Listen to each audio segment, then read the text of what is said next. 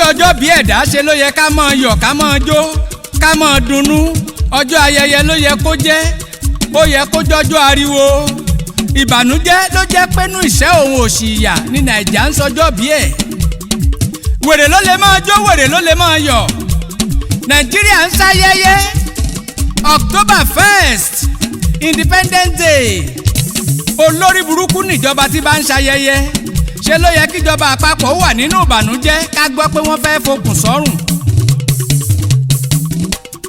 ọmọ 62 years kò tí ì dìde rìn ọmọ tá a bí ní 1960 tó sì ń rákòrò tó ń fìdí wọ́ tí bàbá wa rántí ọjọ́ bí ẹ̀ tí ń jó tó ní káyé fẹ́lẹ́ ọ wá tó pe Wàsíù ṣe é rò pó kẹ̀dẹ̀ mọ́ ti ń ṣe. October 1 Independence Anniversary ayẹyẹ orí burúkú lẹ̀ ń ṣe ìjọba Nàìjíríà.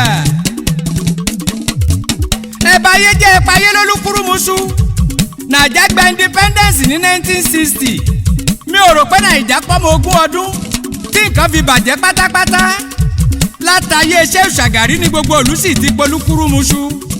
ìjọba Buhari àkọ́kọ́ ìṣòro rẹ̀ ò ṣeé kó ó pẹ́ tá a ti ń bẹ nínú wàhálà. káyé ó lè rójú kí gbogbo nǹkan má bàjẹ́ pátápátá lólóore Nàìjíríà yìí kú lé lórí ikú tó pa Ọbáfẹ́mi Awólọ́wọ̀ ìrònú àwọn tẹ́bí ń pani ìjàjàgbara pé kò yẹ kó rí bí eléyìí l'Abíọ́lá bá wọ sàréè. Independence Anniversary orí burúkú wo lẹ̀ ń ṣe ìjọba ẹ wo bí Buhari báyé wa dé nílẹ̀ yìí nítorí kí Jonathan ọmọ lè ṣèjọba àwọn Buhari wọ́n kó Boko Haram wọ̀lú tán wọ́n wálé tó ojú dojú ẹni arọ̀ lóyè yegede kò tán bí àríkíṣẹ́gi yín rèé o kò tán bí ẹlúùlú pòjò wáyé tán òjò dé apá ìlúùlú òkójò mọ́ ọwọ́ ń sáré kiri ńlẹ́ o Buhari jàgínní rondo kò tán bí ojú yín dojú ẹni arọ̀ lóyè ẹ̀ ń ṣe Independent Anniversary ẹ̀ ń mí fúpefúpe ìbàlẹ̀ ọkọ̀ òsì ayé wa ń sòsúkè tèwe tàgbà ń wúkọ́ ikọ́ tí ò lóògùn ayé wa dayé níbo ni ká lọ ọmọ Ìgbò fẹ́ yapa Yorùbá fẹ́ dá dúró àwọn wèrè kan sọ pé kò pọ́síbù. Buhari dé wọlé tó ogún wọ̀lú nítorí pé Fúlàní jó lórí wa ìyẹn tó wá ń lọ ẹtún láti kulẹ̀ ń fẹ́ abẹ́ ti ya wèrè Northerners sọdún mẹ́jọ ẹtún ní kí wọ́n padà wá sọdún mẹ́jọ Yorùbá fẹ́ ṣe tọ́tàmù láyé Ọbásanjọ́ gbogbo aráyé ló kọ̀ jálẹ̀. kí ló dé tá a ya láìní rònú gan-an kí Fúlàní ó lọ kí Fúlàní ó sì tún padà síbẹ̀ wèrè gidi ni gbogbo ẹni tí bá ń bá wọn polongo olórí burúkú lọmọ Ìgbò ọmọ Yorùbá tó bá relé Àtíkù. ẹ wo báyé ṣe dà àwọn ọmọ onílùú tí ń bẹ nílẹ̀ òkèèrè ẹ̀rù ń bà wọ́n àti padà wálé gbogbo ayé ń sá kíjokíjo aráalé ará oko ará ìlú ò mọbi tí wọ́n ń lọ ìpayà nínú ilé ìpayà lójú ọ̀nà kò sẹ́ni tó lè mọ́kànlélẹ̀. kò sómi kò síná gbogbo ojú ọ̀nà bàjẹ́ pátápátá àwọn òṣìṣẹ́ daṣẹ́ sílẹ̀ láti bí oṣù 9 ìjọba ò náà ní ológun dúdú mo kékeré ní 2014 pé kẹ́ ẹ mọ́ dìbò fún Bọ́lá Tinubu tó gbé Buhari wá ọjà jò lọ́wọ́ ojú aṣíwájú wa dojú ẹni arọ̀ lóyè.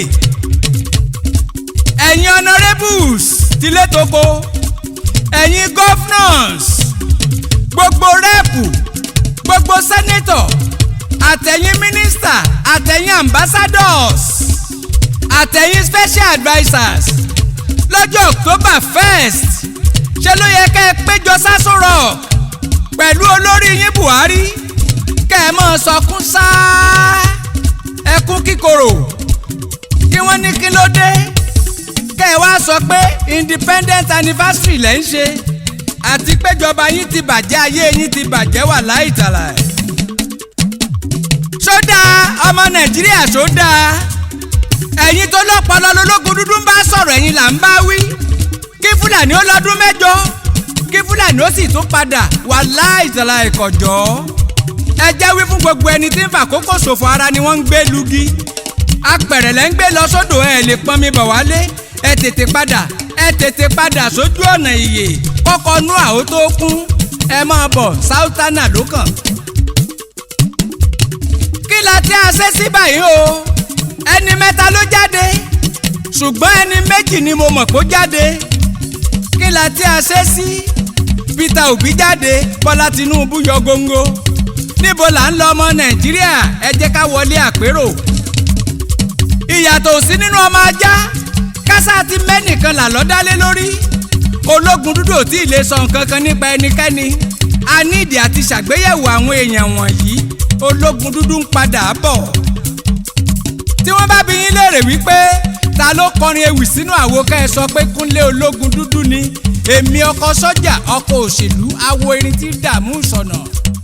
ẹ mọ̀ retí apá kejì ń bọ̀.